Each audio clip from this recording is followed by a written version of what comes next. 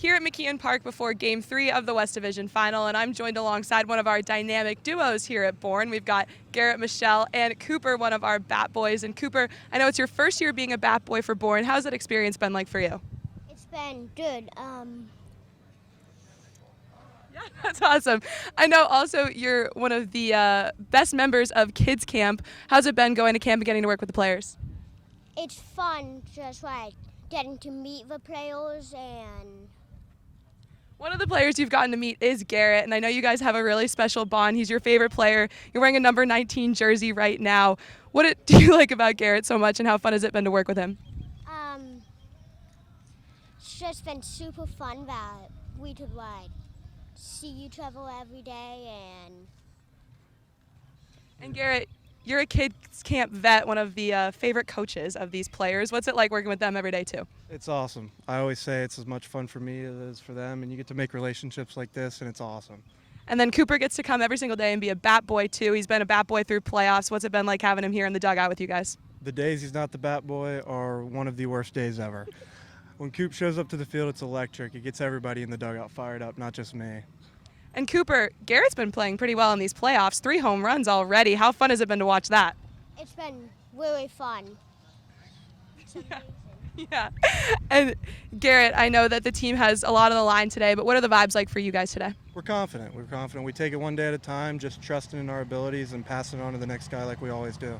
And Cooper, how are you feeling about this matchup? Do you think the Bravos can pull out the W? Yes. All right. Thank you, guys. Game 3 here, first pitch at 6. Last night might have been do or die for the Bravos, but same situation here. A big win at Dorn Park over Hyannis, and they force a Game 3. It's now or never yet again. I'm Allie Navarrete alongside Cam Manna and Matt Scalzo. And Matt, we talked about it in post-game Tomahawk talk, but just a crazy first 2 innings offensively for Bourne, and it proved to be enough.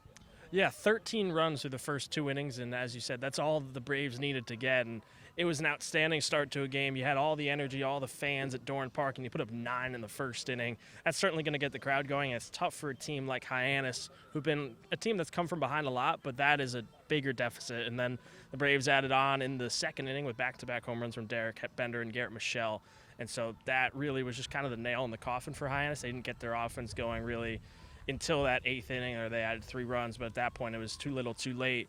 And so for that high offensive output, you're going to be hoping for the same, maybe stretch it out a bit more over 9 innings for Bourne, depending on how many innings we get through tonight. Matt mentioned it, homers from Derek Bender and Garrett Michel yesterday, but they weren't the only guys contributing, obviously. 13 runs on the board. Cam, who else stood out to you?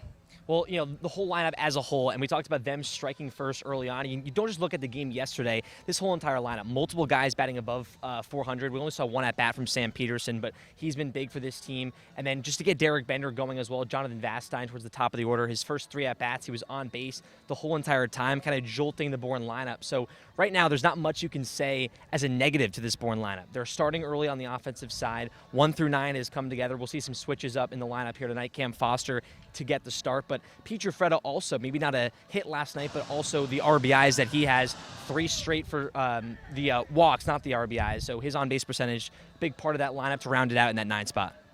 The pitching also for Bourne, great yesterday. Nolan Sparks, the starter, had a fantastic outing. We'll see Gabe Driscoll on the mound today, and his last start, really good. Yeah, Gabe's been great this season, someone that Scott Landers trusts a lot, and he loves to work quickly on the mound. Gabe is a guy that knows his pitches, knows where they're going to go. He has utmost confidence in himself, and as does the rest of this Bourne team. He lets his defense behind to make plays, something we saw from Nolan Sparks last night in the game. A lot of double plays turned by the Braves, but Gabe's going to mix in a lot of strikeouts as well. Came out of the bullpen early on in the season, but with arms dwindling down, Gabe became a starter, and he's been outstanding so far. Had a rough start against Wareham, but not all that was on him. Since then, he's been really strong out on the mound. He's going to look to give a nice, strong 4 to 5 innings tonight for the Braves in this must-win game. Now, the championship series is half set. Orleans managed to sweep YD, so that'll be the opponent for whoever comes out on the other side of this one. But Cam, talk about this series as a whole so far and what the Braves need to do today to come out on top.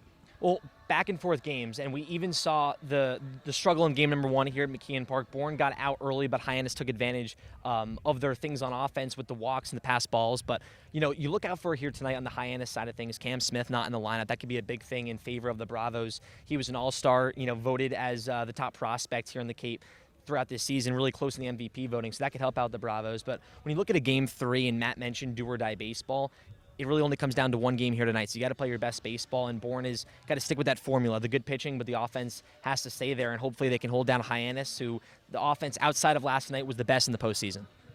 See if the Braves can advance to the championship series for the third year in a row. First pitch at McKeon Park here at 6.